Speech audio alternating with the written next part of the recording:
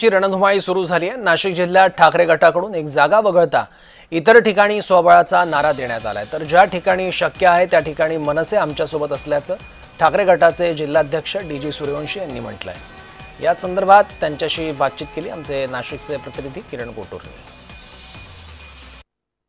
खरं तर महायुती मधलेच अनेक पक्ष अनेक तालुक्यांमध्ये आमने सामने आलेले आहेत या संपूर्ण निवडणुकांसाठी। आपणही हे निवडणूक लढताय, महाविकास आघाडीमध्ये हे निवडणूक लढले जातील अशा पद्धतीची आपण घोषणा केलेली होती, पण अनेक ठिकाणी आपण एकटेच या निवडणुकांना सामोरे जातो। नाही, खरं तर त्या ठिकाणची लोकल परिस्थिती बघून हे सर्व निर्णय होतात, परंतु महायुतीमध्ये काय बेबनाव चालू आहे हे तर संपूर्ण महाराष्ट्राने बघितलेलं आहे। तर आमचं शिन्नर आम्ही स्वबळावर लढतोय। भगूरमध्ये सुद्धा आम्ही जी पण काही सीट दिली ते स्वबळावर आहेत।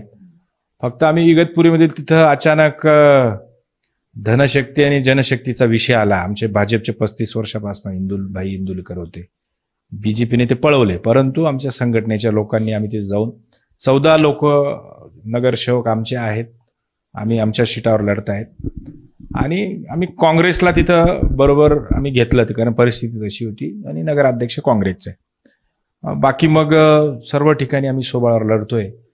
त्र्यंबकचं बघितलं तर त्र्यंबकमध्ये ते वेगळीच परिस्थिती, आमचा एक पक्षाचा नगरसेवक लढतोय आणि अशा पद्धतीने संघर्ष करणं, लढत राहणं आम्ही आमच्या पद्धतीने सुरू आहे।